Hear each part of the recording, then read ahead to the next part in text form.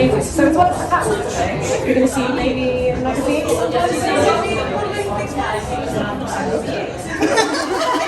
You don't.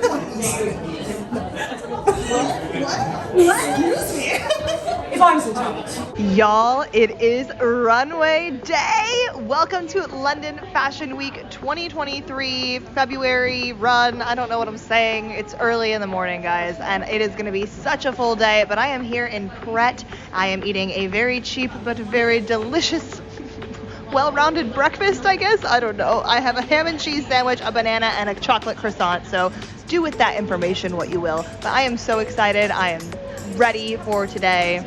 Let's do the runway! Once I finished my fun little breakfast at Pret, I got on the tube and zoomed across town to the Kurt Geiger headquarters in central London, where the runway was being held. It was a fun little easy journey. I live in central London, so I knew getting there would be pretty easy for me. So because of that, I decided to show up on the earlier side of the window that Victoria gave us. She said anywhere between noon and 3, and so I got there right at noon, right on time. How are you? I'm good. How are you?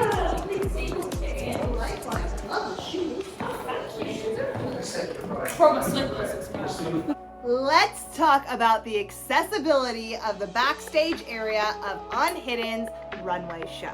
Now, Unhidden is an adaptive fashion brand. Victoria, the designer and my friend, makes clothes with everyone in mind, which means that people with and without disabilities can enjoy her amazing designs. If you're new to my page, you might not know that in September of 2022, I walked a runway for London Fashion Week.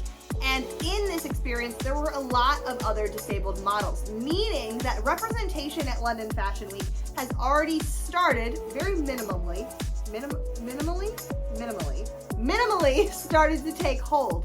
But what Victoria did that went that extra step further was design clothes that actually work with disabled bodies, which is revolutionary in the fashion industry.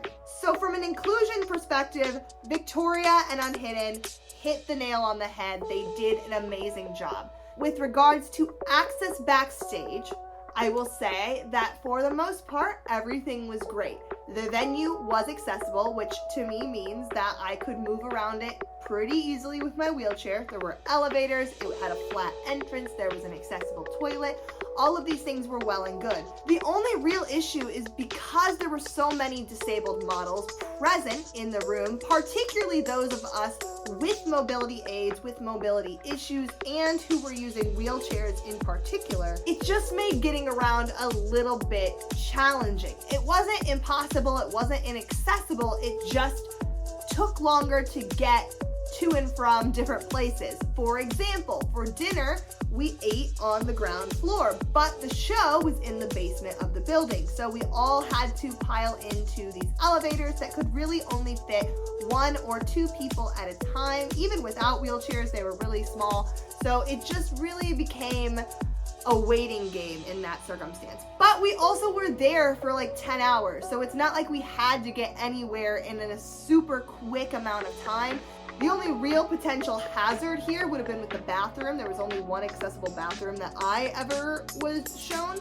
So for that reason, if several people had to go at once, it could have been a bit of a problem, but I don't know if that ever happened throughout the day. I myself with my prosthetic often used the bathroom on the ground floor that was just a standard toilet situation. It wasn't the accessible stall just because I knew there were so many other people that would need it, but there you go. When you have 30 plus disabled people all in one space and one environment at the same time, getting access right for everyone is going to be near impossible.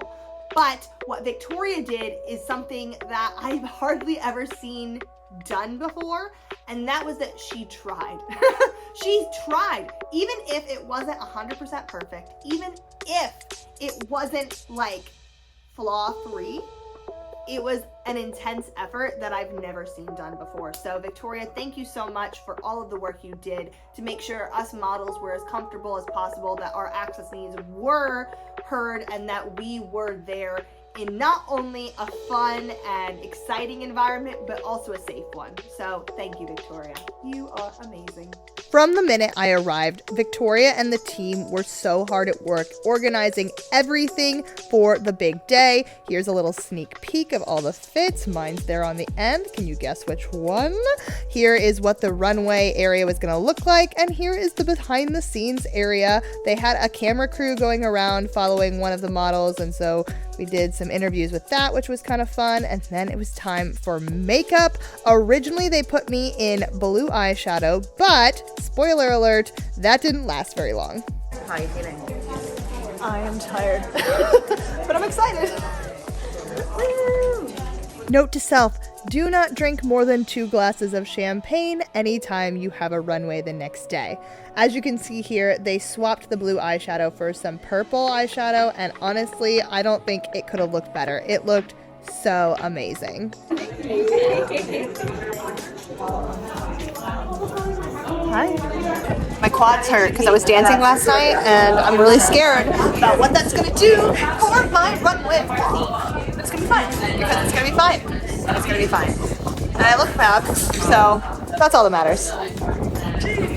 After makeup, it was time for me to get my hair done, but first we had to take a selfie because of course we did. Laura and the hairstylist and I were having such a good time. Stop hurting. Hobbling around. I feel so bad. She won't take her shoes off. Do you see her shoes? Sorry, she's My hair's way longer than I thought it was. It's so nice. It's so nice. That's so nice. It's so nice. Sorry, I'm like astounded right now. I never look like this. Thank you so much. That's all right, thank you. As I just said, my hair never looks this good, so of course I had to memorialize the situation with a selfie right before I got my nails done, which if you follow me, you know I find to be such a treat, so this was such a little fun thing.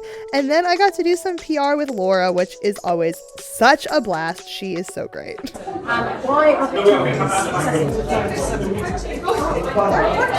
growing up, finding clothes that worked with my prosthetic was impossible, and the idea of pushing forward this progress in the fashion industry to start including people with disabilities, not just on the runway, but in the actual clothes, is so monumental, and I'm so grateful to be a part of it. After that short little interview, it was time for the first of 4 rehearsals of the day, where I unfortunately came to the horrific realization that I had left my walking stick at home.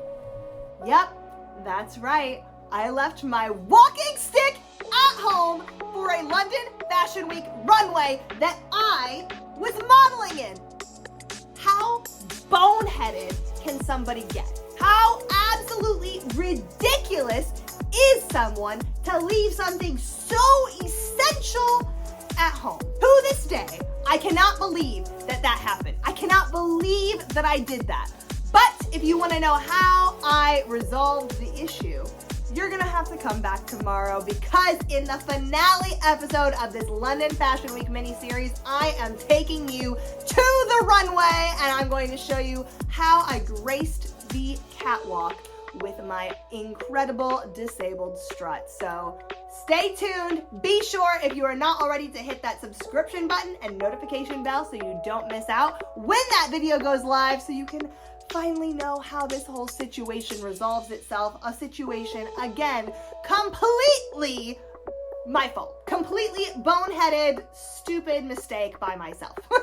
But if you want to know how that goes, be sure to subscribe so you don't miss it. And of course, if you did like this behind the scenes video, give this video a little thumbs up and comment down below anything that maybe surprised you about the situation. I'd love to hear what you guys have to say. And yeah, I'll see you very soon for that final part. Bye, guys!